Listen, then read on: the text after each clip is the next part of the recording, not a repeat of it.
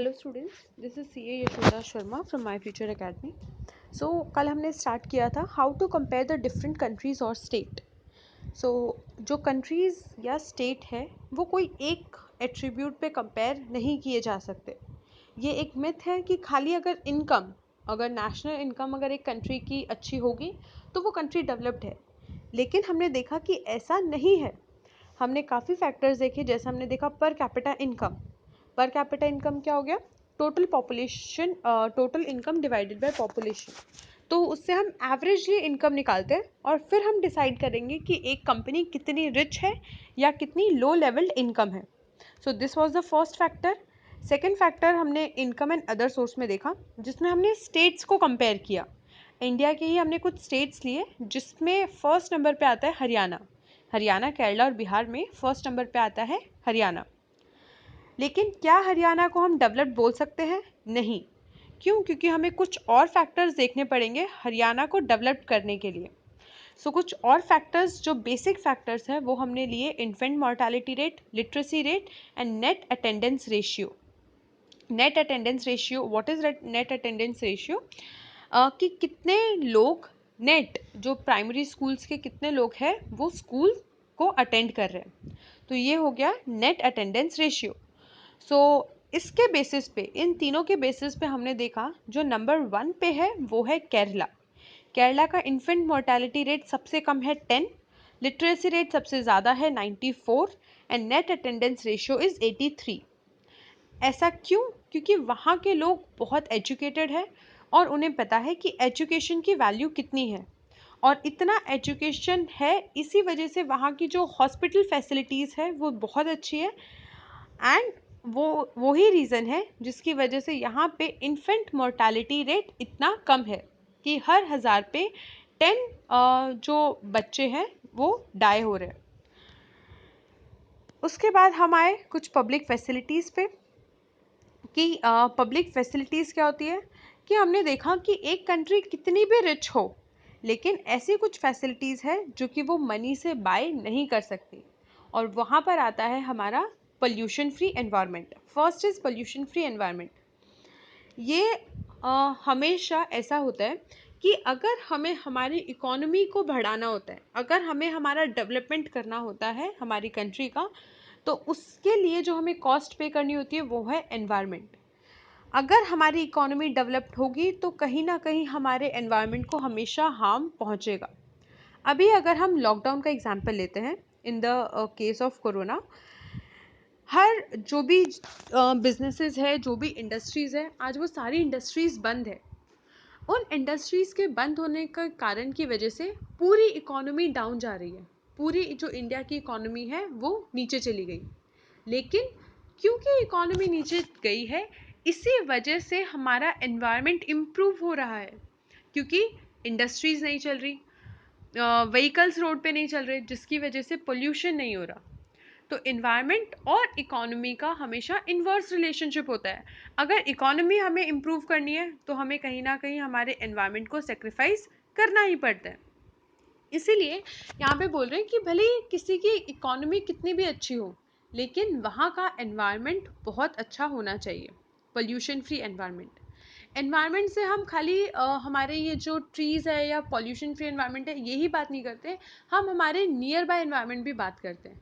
For example, safety and security, कि एक women तभी काम कर पाएगी, तभी अर्न कर पाएगी जब वहाँ पर एक सेफ एनवायरनमेंट रहेगा। अगर सेफ एनवायरनमेंट होगा तो वो विमेन अर्न करेगी तो उसकी सोसाइटी में रिस्पेक्ट होगी, राइट। एक कंट्री तभी डेवलप्ड मानी जाएगी जब वहाँ की पब्लिक फैसिलिटीज़ अच्छी हो।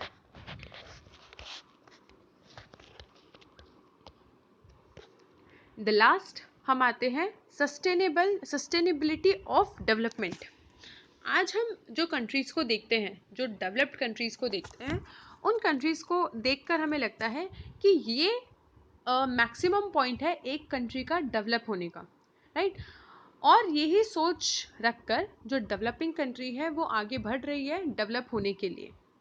लेकिन after the half 20th century कुछ साइंटिस्ट ने ऐसा बोला, अगर इसी पेस पे सारी कंट्रीज़ डेवलप्ड होती रही तो हमारे पास जितने भी रिसोर्सेज हैं हम उन्हें सस्टेन नहीं कर पाएंगे।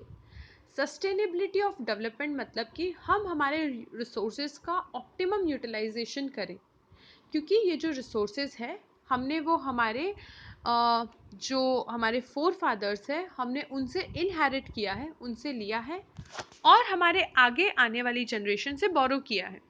हम ऐसा नहीं कर सकते कि भाई हमारे पास रिसोर्सेज है तो हम उसको फुल्ली यूटिलाइज करें और आगे वाली जनरेशन के लिए कुछ भी नहीं रखें, राइट। सो इसीलिए हमें हमारे इन रिसोर्सेज को बहुत ही ऑप्टिमम यूटिलाइज करना पड़ेगा। ग्राउंड वाटर की बात करें तो जिस स्पीड से ग्राउंड वाटर यूज़ हो रहा है, अबाउट 300 डिस्ट्रिक्ट ने ये रिपोर्ट किया है कि पिछले 20 साल में 300 डिस्ट्रिक्ट ने ये रिपोर्ट किया है कि पिछले 20 साल में करीबन 4 मीटर्स ग्राउंड वाटर ख़त्म हो चुका है, राइट। और अगर इसी तरीके से ग्राउंड वाटर यूज़ होता रहा तो आगे आने वाले 25 साल में 60% ऑफ ग्राउंड वाटर पूरा ख़त्म हो जाएगा। और जनरली ये जो ग्राउंड वाटर यूज़ हो रहा है वो मेनली एग्रीकल्चर पर्पस को फुलफ़िल करने के लिए यूज़ हो रहा है in the region of Punjab, UP. So ये जो ग्राउंड वाटर है वो एक तरीके से रिन्यूएबल रिसोर्सेज है, राइट।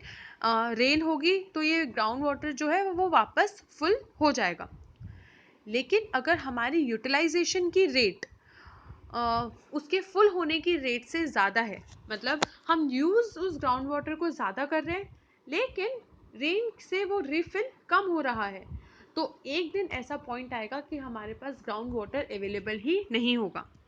इसीलिए अगर वो कोई रिसोर्सेज रिन्यूएबल भी है तो भी हमें उस रिसोर्सेज को बहुत ही वाइजली यूज़ करना चाहिए। अब बात आती है नॉन रिन्यूएबल रिसोर्सेज की। अगर रिन्यूएबल रिसोर्सेज के लिए ही हमें ऐसा बोला जा रहा है कि हमें उसको वाइजली यूज़ करना चाहिए, तो नॉन रिन्यूएबल रिसोर्स जो एक टाइम पे आने के बाद एग्जॉस्ट हो जाएंगे, उन रिसोर्सेज को हमें किस तरीके से यूज़ करना चाहिए हम वो सोच सकते हैं। एग्जॉस्ट मतलब कि एक टाइम पे आने के बाद वो रिसोर्सेज ख़त्म हो जाएंगे। क्यों? क्योंकि ऐसे रिसोर्सेज को डेवलप होने के लिए, बनने के लिए बहुत ज़्यादा मिलियन ऑफ ईयर्स चाहिए। फॉर एग्जांपल पेट्रोलियम ऑल दो वापस से जनरेट होता है, लेकिन पेट्रोलियम को बनने के लिए मिलियन ऑफ ईयर्स चाहिए। हम उसका जो प्रोडक्शन है वो बहुत स्लो है, लेकिन उसका यूटिलाइजेशन बहुत ज़्यादा फास्ट हो रहा है।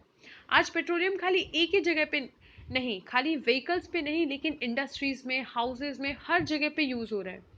तो जिस तरीके से पेट्रोलियम यूज़ हो रहा है, एक पॉइंट नियर फ्यूचर में ऐसा आएगा कि हमारे पास कोई भी पेट्रोलियम नहीं रहेगा। दो ऐसा कहा जाता है कि हम कैसे ना कैसे कोई ऑल्टरनेटिव रिसोर्सेज, हम ऑल्टरनेटिव यूज़ देख लेते हैं कोई भी रिसोर्स का, लेकिन फिर भी हमें हमारे रिसोर्सेज को बहुत वाइजली यूज़ करना चाहिए।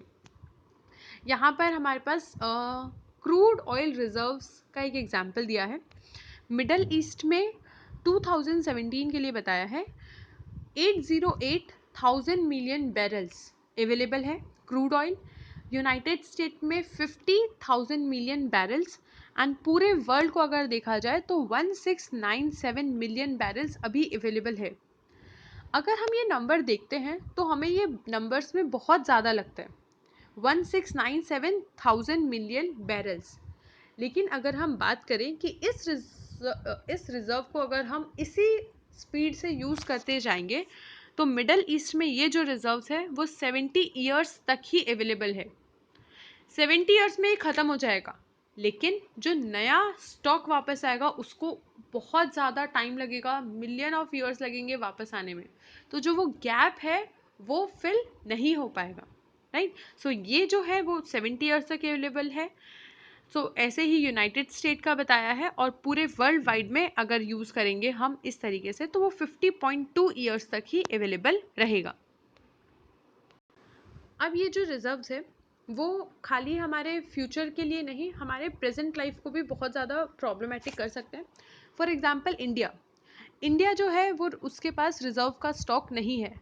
वो अपने क्रूड ऑयल की डिमांड को फुलफ़िल करने के लिए दूसरी कंट्रीज से इंपोर्ट करती है। सो अगर जैसे जैसे ये रिज़र्व कम होता जाएगा इनके प्राइजेस उतने ही हाई होंगे, और अगर इन रिजर्व्स के प्राइसेस हाई होंगे तो इंडिया में हर किसी पे उस चीज़ का बर्डन देखने को मिलेगा, राइट। सो और ये चीज़ कब आएगी, जब इसका यूज़, इसकी डिमांड हम ज़्यादा करेंगे। जितनी ज़्यादा डिमांड उतना स्पीड से रिजर्व कम होगा और उतनी स्पीड से उसकी प्राइसेस भी हाई होंगे। इसीलिए आज के टाइम पे जो साइंटिस्ट, जो इन्वायरमेंटलिस्ट है, जो साइंटिस्ट है, वो सस्टेनेबल डेवलपमेंट पे फोकस कर रहे हैं कि किस तरीके से हम हमारे रिन्यूएबल और नॉन रिन्यूएबल रिसोर्सेज को जुडिशियली यूज़ करें, ऑप्टिमम यूज़ करें, ताकि हम इस स्टॉक को, इस रिजर्व्स को और ज़्यादा लंबे समय तक चला सकें। So here we complete our chapter, जहाँ पे मेजरली हमने देखा कि एक कंट्री, एक स्टेट, एक इंडिविजुअल की डेवलपमेंट को किस तरीके से हम आइडेंटिफाई करेंगे। हमने कंट्रीज़ और स्टेट को आपस में कंपेयर किया और हमने फाइनली कंक्लूड किया कि खाली एक इनकम के फैक्टर में हम एक कंट्री को डेवलप्ड या अंडर डेवलप्ड नहीं बोल सकते हैं।